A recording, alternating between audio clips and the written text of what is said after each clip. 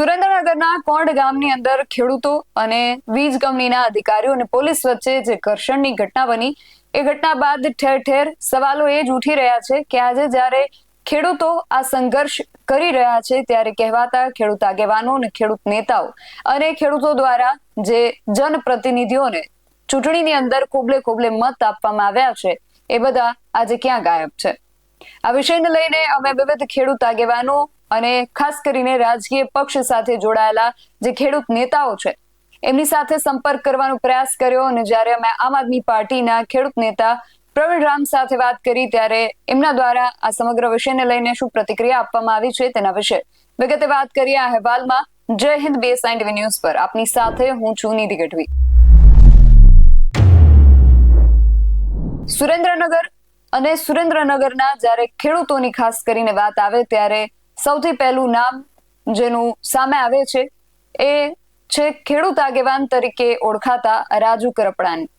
પરંતુ સુરેન્દ્રનગરની અંદર સુરેન્દ્રનગરના ધ્રાંગધ્રાનું જે કોંઢ ગામ છે એ કોંઢ ગામની અંદર ખેડૂતો અને વીજ કંપનીના અધિકારીઓ અને પોલીસ વચ્ચે ઘર્ષણની આટલી મોટી ઘટના બની ગઈ હોવા છતાં રાજુ કરપડા ક્યાં છે? આ પ્રશ્ન જે છે એ ખેડૂતો દ્વારા અને મતદારો દ્વારા, ગ્રામજનો દ્વારા વિવિધ માધ્યમો ઉપર ઠેર ઠેર ઉઠાવવામાં આવ્યો। અમે જ્યારે આ વિષયને લઈને ખેડૂતોનો જે આ પ્રશ્ન છે એને વાચા આપવા માટે અને ખેડૂતોનો જે પ્રશ્ન છે એને જે જવાબદાર વ્યક્તિ છે જેને ખેડૂતો આ પ્રશ્ન પૂછી રહ્યા છે એમના સુધી પહોંચાડવા માટે પ્રયાસ કર્યો, એટલે કે રાજુ કરપડાને આ પ્રશ્ન પૂછવા માટે એમનો સંપર્ક કરવાનો પ્રયાસ કર્યો ત્યારે રાજુ કરપડાનો તો આ વિષયને લઈને સંપર્ક નથી થઈ શક્યો। પરંતુ ખેડૂતો એ પણ પ્રશ્ન પૂછી રહ્યા છે કે વિવિધ જે રાજકીય આગેવાનો છે, ખેડૂત આગેવાનો છે, ખેડૂત નેતાઓ છે, આ બધા આજે ક્યાં છે એ પણ પ્રશ્ન સાથે ઉઠી રહ્યો હતો। એટલે અમે આમ આદમી પાર્ટીના ખેડૂત નેતા તરીકે ઓળખાતા પ્રવીણ રામને પણ આ વિષયને લઈને જ્યારે પ્રશ્ન કર્યો ત્યારે પ્રવીણ રામે આ બાબતને લઈને શું કહ્યું છે એમને સાંભળીએ। સુરેન્દ્રનગરના કોંઢ ગામની અંદર ખેડૂતો પર જે પ્રકારે દમન થઈ રહ્યું છે એ ખેડૂતોને લઈને આપણે ચર્ચા કરવી છે ને ચર્ચા કરવા માટે આમ આદમી પાર્ટીના આગેવાન પ્રવીણભાઈ રામ આપણી સાથે જોડાયા છે। પ્રવીણભાઈ, સુરેન્દ્રનગરના કોંઢ ગામે જે બનાવ બન્યો છે, સૌથી પહેલા તો આ બનાવને લઈને આપની પ્રતિક્રિયા શું છે, શું માનવું છે તમારું? જે સુરેન્દ્રનગરમાં ખેડૂતો ઉપર જે દમન થયું છે અને ખેડૂતો ઉપર જે બનાવ બન્યો છે એ બનાવને જોતા હું એવું માનું છું કે એ ખૂબ જ દુઃખદ બાબત છે। કારણ કે ખેડૂતો ઉપર આ રીતનું દમન કરવું અને એ પણ એમના ખેતરોમાં ઘૂસી જવું, ગેરકાયદેસર રીતે ઘૂસી જવું, એમની પોતાની ખેડૂતોની જે છે એમની ઈચ્છા ન હોય છતાં પણ દાદાગીરી કરી અને ત્યાં વીજ લાઈનના થાંભલાઓ ઊભા કરવા, આ મારું માનવું છે કે ક્યાંક ખેડૂત વિરોધી માનસિકતાની જે કંઈ છે એ સાબિતી છે। અને સૌથી મોટો પ્રશ્નાર્થ એ છે કે અત્યાર સુધી પોલીસે ક્યાંક પાર્ટીઓ ઉપર દમન કરવાના પ્રયત્નો કર્યા, પરંતુ હવે ઇલેક્શન પૂર્ણ થતા સામાન્ય જનતા અને ખેડૂતો ઉપર પણ દમન શરૂ થઈ ગયું છે। અને મને જ્યાં સુધી સમાચાર મળ્યા છે ત્યાં સુધી ખેડૂતોએ વીજ લાઈન નાખવાની ના પાડી અને ત્યારે જે પોલીસ પ્રોટેક્શન સાથે આવી અને ખેડૂતોએ એમના ઝાપા જે બંધ કર્યા અને એમને પણ તોડી તાળા તોડીને અંદર ઘૂસી ગયા। તો કોઈની પણ પ્રાઇવેટ પ્રોપર્ટીની અંદર ક્યારેય પણ બળજબરીથી ઘૂસી નથી શકાતું। અને જ્યારે પોલીસ પોતે પ્રાઇવેટ બળજબરીથી ઘૂસી જાય તો આ તો રક્ષક જ ભક્ષક બને છે। કોઈની પ્રાઇવેટ પ્રોપર્ટીમાં ઘૂસીએ તો સીધા કેસો થાય છે। અમે ગુજરાતના વિદ્યાર્થીઓ માટે લડતા કમલમમાં અંદર ગયા હતા તો પણ અમારી ઉપર કેસો થયા હતા કે તમે પ્રાઇવેટ પ્રોપર્ટીની અંદર ઘૂસી ગયા। અલગ અલગ પ્રકારના આક્ષેપો અને કેસ થઈ ગયા હતા। તો પોલીસ પોતે પ્રાઇવેટ પ્રોપર્ટીમાં તાળાઓ તોડીને ઘૂસી જાય છે તો એની ઉપર કેમ કોઈ કાર્યવાહી નહીં? તો મારું એવું માનવું છે કે આ દમન જે છે એ દમન ખેડૂતો વિરોધી દમન જે છે એ ક્યાંક ને ક્યાંક બીજેપીની ખેડૂત વિરોધી માનસિકતા છતી કરે છે।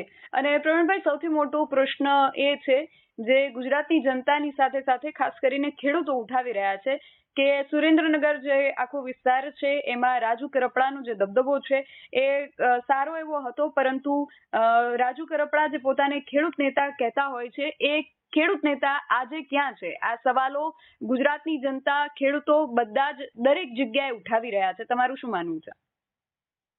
રાજુભાઈ કરપડા અત્યારે ભાજપમાં છે। જે જનતા જે પૂછી રહી છે અને ખેડૂતો પૂછી રહ્યા છે એનો જવાબ એ છે કે રાજુભાઈ કરપડા ભાજપમાં છે અને ત્યાં અત્યારે સત્તાની સાથે બેઠા છે, એટલે અવાજ ઉઠાવવો અઘરો છે। પણ હું આશા રાખું છું કે ખેડૂતો માટે અવાજ ઉઠાવનાર રાજુભાઈ કરપડા આ મુદ્દે પણ અવાજ ઉઠાવે અને આ મુદ્દે હું એવું માનું, ચાલો અવાજ ન ઉઠાવે, ખેડૂતોના પડખે આવે અને આ મુદ્દાનું સોલ્યુશન કરે. પોલીસ દમન કરે છે તો સત્તામાં બેઠા છો તો પોલીસને દમન કરતા અટકાવે અને ખેડૂતોની જે કંઈ એના ક્ષેત્રોમાં વીજલાઈન ખેડૂતોની ઈચ્છા નથી એમ જે નખાઈ રહી છે એ વીજલાઈન અટકાવે એટલું તો કામ સત્તામાં બેઠેલા હોય તો ખેડૂતો માટે થવું જોઈએ એવું મારું માનવું છે. અને એટલા માટે હું મારા મિત્રને પણ કહું છું કે આમની અંદર એમણે આગળ આવી અને ખેડૂતો સાથે જે અન્યાય થઈ રહ્યો છે એ અટકાવવો જોઈએ. જી.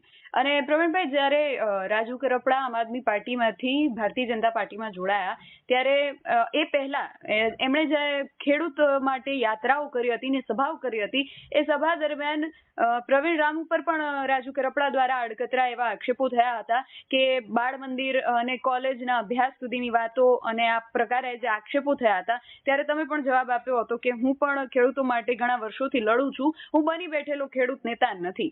તો પ્રશ્ન એ પણ ઉઠે છે કે સુરેન્દ્રનગરની આ ઘટના થયા પછી પ્રવીણ રામ ક્યાં હતા? જુઓ, આ જે ઘટના બની છેલ્લા 2 દિવસથી સતત તમે નર્મદાની અંદર જે કંઈ પણ કાર્યક્રમો જે હતા એમની અંદર હું સતત અત્યારે કાર્યક્રમોમાં ત્યાં હતો. આ ઘટનાની જાણકારી સોશિયલ મીડિયાના માધ્યમથી આજે મારા સુધી આવી છે. અત્યાર સુધી મને ત્યાંથી કોઈ ખેડૂતનો ફોન નથી આવ્યો કે મને કોઈ બીજાના માધ્યમથી આ વાતની ખબર નથી પડી. કારણ કે અમે ઘણીવાર એવું બનતું હોય છે કે કોઈ કાર્યક્રમમાં વ્યસ્ત હોય તો આખા દિવસની અંદર કોઈ સોશિયલ મીડિયા જોવાનો તમને સમય પણ ન રહેતો હોય. તો મને આજે આ મુદ્દાનો મારી સામે ધ્યાનમાં આવી છે ત્યારે ચોક્કસથી આવનારા દિવસોમાં સુરેન્દ્રનગરના ખેડૂતો માટે આ મુદ્દાને લઈને જે કોઈ પણ લડાઈ લડવી પડશે એ પાર્ટીની રૂએ પ્રવીણ રામ લડશે.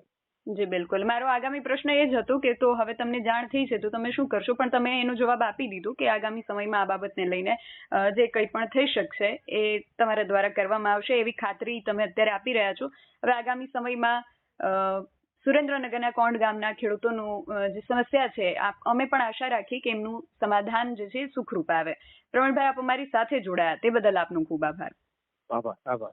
તો પ્રવીણ રામનું કહેવું છે કે રાજુ કરપડા હવે ભારતીય જનતા પાર્ટીમાં છે એટલા માટે એમનું મોઢું જે છે એ સિવાય ગયું છે અને સાથે પ્રવીણ રામ પોતે ક્યાં છે એ પ્રશ્ન જ્યારે એમને પૂછવામાં આવ્યો ત્યારે એમના દ્વારા જે જવાબ આપવામાં આવ્યો છે એ જવાબને લઈને ખાસ અમારે ખેડૂતોનું મંતવ્ય જાણવું છે કે પ્રવીણ રામ દ્વારા આ સમગ્ર વિષયને લઈને જે પ્રતિક્રિયા આપવામાં આવી છે ને જે જવાબ આપવામાં આવ્યો છે એને લઈને ખેડૂતો તમારું શું માનવું છે, તમારો જે મત છે અમને કમેન્ટ બોક્સમાં ચોક્કસથી જણાવજો.